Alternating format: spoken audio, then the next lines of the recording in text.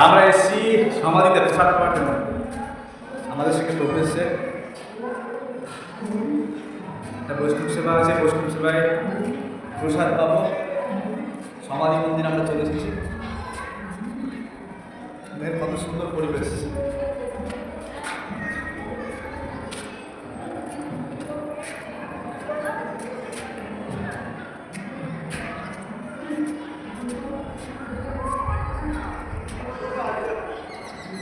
দুর্লভ মানব জন্ম লোভিয়া সংসারে, কৃষ্ণ না ভজিলে দুঃখ কহিব কাহারে।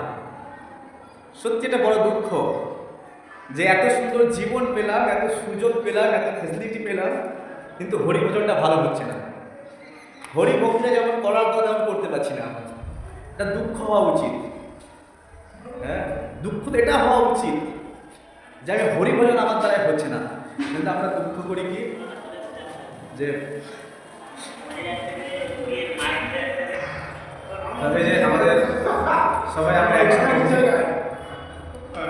এই যে আমাদের টুরিস্ট ম্যানেজার চিদানন্দ গৌরদাস প্রভু সারা ভারতবর্ষের যে কোনো তীর্থে বিনা পয়সায় আমি ভ্রমণ করে নিয়ে আসবে। পয়সা লাগবে, আমি টাকা দিতে হবে। আর আমরা সবাই একত্রিত হয়েছি যে আমরা এই সমাধি মন্দিরে প্রসাদ পাবো। এই প্রসাদ মানে দর্শন মাত্রই ভক্ষণ, কিন্তু এখনো দর্শন হয়নি, চলে এসেছে প্রসাদ।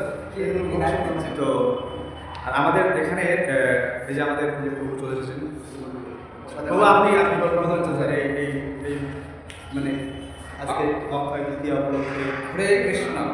আজ শুভ অক্ষয় তৃতীয়া তিথি শুরু হয়ে গেছে। আমাদের এখানে কালকে পালন করা হবে। এই উপরে আমাদের রাধা মাধবকে নিয়ে নৌকা বিহার হবে। এখানে এই যে দেখো, ওটা দেখো, দেখেন আমাদের খুব সুন্দর এই যে নৌকা বিহার। নৌকা মতো শুধু না, তার মধ্যে শুধু চাপড়ি আর চাপড়ি শুধু নাম। হ্যাঁ, প্রভু বলে দোলেশ দোল গোবিন্দ রথেশ রমণদিষ্ঠা আর পুনর্জন্ম ন বিন্দতে। তাই এই নৌকায় যদি ভগবান গোবিন্দকে দর্শন করা হয় তাহলে পুনর্জন্ম হয় না। রথে যদি জগন্নাথকে দর্শন করা হয় পুনর্জন্ম হয় না। আর হচ্ছে তাই তিনটে ক্ষেত্রে পুনর্জন্ম হয় না। তা আপনারা যদি আগামীকালকে এই অক্ষয় তৃতীয়ায় অংশগ্রহণ করতে চান তাহলে আমাদের সেটা মায়াপুরে সবে আপনারা চলে আসুন দেখার জন্য। আর যদি এখানে কোনো সেবায় অংশগ্রহণ করেন তাহলে কেউ যদি অক্ষয় তৃতীয়া বৈষ্ণব সেবা করতে চায়, কোনো দান দিতে চায়, আপনি এই বিষয়ে কি বলছেন? গুরু মহারাজ বলেন এই সময় যদি কেউ যা সেবা করবে 10,000 গুণ ফল বেশি অক্ষয় তৃতীয়া আর অক্ষয় খেতে। হরে কৃষ্ণ। অনেক ধন্যবাদ আমাদের প্রভুকে, আমাদের বরিষ্ঠ ভক্ত দীর্ঘদিন উনি আমাদের এই আশ্রমে আছেন, দীর্ঘদিন আমাদের বরিষ্ঠ নেতা। তো দেখতে পাচ্ছেন খুব সুন্দর পরিবেশ। আগামী দিনে এখানে অক্ষয় তৃতীয়া উৎসব পালন হবে। তো খুব সুন্দর পরিবেশ। রোদের কারণে চশমা পরে নিলাম। তো যেটা বলছিলাম, আমি আমার মনে হয় না যে একটা ভক্তরা যে এনজয় করে, সাধারণ মানুষ এনজয় করে, যে খাওয়ার দিক থেকে হোক, ঘোরার দিক থেকে হোক, ভজন করার দিক থেকে হোক, যে সমস্ত উপভোগ, এই উপভোগ ভক্তরা খুব পূর্ণ মাত্রায় করে। তাই কৃষ্ণ ভক্ত যে হয়নি সে বুঝতেই পারবে না যে জীবনে কতটা আনন্দ আছে। তাই জীবনে আনন্দ পেতে হয় আমাদের কি করতে হবে? কৃষ্ণ ভক্তি গ্রহণ করতে হবে, কমসে কম সাধু সঙ্গে থাকতে হবে। হ্যাঁ, ভক্তি করি আর না করি, কমসে কম সাধু সঙ্গে থাকি তো সাধুরা টেনে নিয়ে যাবে আনন্দ সমুদ্রের দিকে। হ্যাঁ, আপনি জব শুরু করে দেন, ভক্ত সঙ্গে থাকুন, ভক্তের সান্নিধ্যে থাকুন, প্রতিপদম পুণ্যামৃত সাধনম, আপনি একটু একটু করে আনন্দ পেতে শুরু করবেন এই ভক্তির মাধ্যমে। তাই আপনারা যে যেখানে আছেন, হ্যাঁ, প্রয়াস করবেন একটু গীতা পড়বো, একটু ভাগবতম করবো, একটু হরিনাম করবো এবং ভক্তদের সান্নিধ্যে থাকবে। হ্যাঁ, যদি আমি ভক্তদের সান্নিধ্যে থাকি তো ভক্তরা কথা, কীর্তন, প্রসাদ, সাধুসঙ্গ, ভ্রমণ, হ্যাঁ, এই কৃষ্ণ ভক্তির মাধ্যমে আপনি ভ্রমণ করার সুযোগ পাবেন। এই কৃষ্ণ ভক্তির মাধ্যমে আপনি আপনার যে সার্কেল, ফ্রেন্ড সার্কেলটা অনেক বাড়বে, ভক্ত সংখ্যাটা অনেক বাড়বে। হ্যাঁ, এই জন্য কিন্তু আমাদের এই সুযোগকে গ্রহণ করা উচিত। হ্যাঁ, তো দেখতে পাচ্ছেন আমাদের সমস্ত ভক্তদের, দেখেন আমাদের এই প্রভুজি দীর্ঘদিন সিঙ্গাপুরে তিনি প্রচার করেছেন এবং সিঙ্গাপুরে তিনি লিডার ছিলেন ভক্তি জগতে। তো প্রভু, আপনি বিদেশে প্রচার করে আপনার কেমন লেগেছে বা কি অনুভূতি বা ভক্তরা কীভাবে আরো নির্দেশ করতে পারেন? না কিভাবে গেলেন, হ্যাঁ। কি কাজের জন্য গেছেন এবং কি হ্যাঁ, প্রচার কীভাবে করেছেন, কি কিভাবে প্রচার করেছেন? জীবনে আসলে আমি একটা জড়চেতনার ব্যক্তি। আমি সেই জড়চেতনা বিষয়বস্তু উপভোগ করার জন্য বিদেশে গিয়েছিলাম।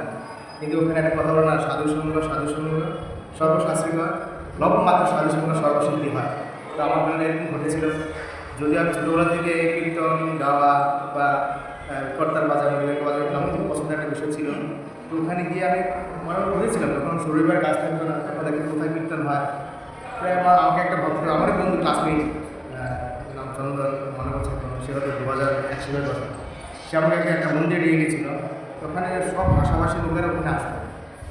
তো ওখানে দেখলাম সন্ধ্যার পরে আমাদের তুলসিয়ারতি হচ্ছে, তুলসিয়ারতি আমরা বাড়ি সিঙ্গাপুরের মতো দেশে। হ্যাঁ, তুলসিয়ারতি হচ্ছে, গৌর আরতি হচ্ছে, নৃসিংহ আরতি হচ্ছে, হরে কৃষ্ণ কীর্তন হচ্ছে। যদিও আর তখন আমার এই নৃসিংহ আরতিকে মানে এরকম জিনিসটা আছে যেখানে আমি হারিয়ে দিয়ে চলে এসেছি সেই জিতেন্দ্র গৌড়দাস দীর্ঘদিন তিনি মালয়েশিয়া ছিলেন। মালয়েশিয়া থেকেও তিনি প্রচার করেছেন, মন্দিরের অধ্যক্ষ ডিপার্টমেন্টে ছিলেন এবং বলেন আপনার মালয়েশিয়া তো যেভাবে আমি সাধুসঙ্গের ফলে আজকে গুরু মহারাজের দর্শন পেয়েছি, গুরু মহারাজ দীক্ষা হয়েছে। আমি অনেকবার মালয়েশিয়া, এবং আমি শুধু মালয়েশিয়া নেই, আমি থাইল্যান্ড, ইন্দোনেশিয়া অনেকবার আমি রথযাত্রা করেছি। মালয়েশিয়াতে রথে গিয়েছি গুরু মহারাজের সাথে। গুরু মহারাজ সুস্থ ছিলেন 2003, 4, 5, 6, 7 ওই সময়টাতে আমি একসঙ্গে গুরু মহারাজ ঝুঁকুরায় বাজিয়েছি। গুরু মহারাজের নিজের মাইকে আমি ধরেছি। কিন্তু আমি 2004 সালে আমি আশ্রিত হয়েছিলাম, কিন্তু আমি সাথে দীক্ষা পেয়েছি। তার আগে কোনো অনুসন্ধান করেছি এখন সাধুসঙ্গের ফলে। আর অবশ্যই ছিল প্রভুপাদের বিশেষ কৃপা আশীর্বাদ আসছে। প্রভুপাদ সিঙ্গাপুরে ঢুকতে পারিনি, তবে সিঙ্গাপুরের ভক্তদের আশীর্বাদ করে দিয়ে গেছেন। আমি সিঙ্গাপুর ঢুকতে পারলাম না, কিন্তু আমার বিশেষ কৃপা আশীর্বাদ রয়ে গেল সিঙ্গাপুরের ভক্তদের জন্য। এভাবে আজকে আমি সাধুদের সম্মান করছি, মায়াপুর ধামে আছি। প্রভু আমাদের খুব সুন্দর কীর্তনিয়া, ইনি আমাদের মন্দিরে খুব সুন্দর সন্ধ্যারতি কীর্তন করেন। আজকেও কীর্তন আছে, আপনারা দর্শন করবেন আর মায়ের টিভিতে। আর দ্বিতীয়ত উনি গুরু, মানে আমাদের যে গুরু পূজা কীর্তন করেন এবং খুব উৎসাহী কীর্তনীয় এবং খুব আনন্দে তার কীর্তনের শুনে নাচ করবেন। তো আমরা সৌভাগ্যবান যে প্রভুকে কাছে পেয়েছি, আর আমি সৌভাগ্যবান যে প্রভুর অনেক কাছে থাকি, অনেক আনন্দিত থাকি। তো খুব ভালো লাগে সবাইকে একসাথে পেয়ে।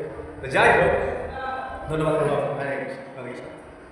তো এই হচ্ছে দেখুন, আমার বিভিন্ন জায়গাতে সারা পৃথিবীর মানুষ আমাদের এই সিনহা মায়াপুরে থাকে, বড় বড় পোস্টে চাকরি করছে, বড় বড় পদে। ইনি অনেক বড় বেতনে চাকরি করতেন, কিন্তু আজ তিনি মায়াপুরে আমাদের সান্নিধ্যে আছেন, তিনি সেবা করছেন, নিঃস্বার্থভাবে ভগবানের সেবা করে যাচ্ছেন, এখানে অনন্যভাবে প্রচার করছেন কীভাবে মানুষ চৈতন্য মহাপ্রভুর এই আন্দোলনে যোগদান করবে এবং তার সব পরিবারে ভক্তি করছে, সব পরিবারে।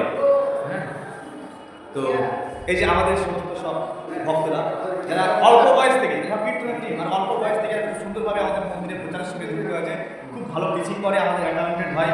হ্যাঁ, সমস্ত আমাদের হিসাব আমাদের এই ভাই খুব সুন্দর ফোন করে যত মন্দিরে ভক্ত আসে ফোন করে টিচিং করে কীভাবে একজন ভক্ত হবে, কীভাবে মন্দিরে আসবে।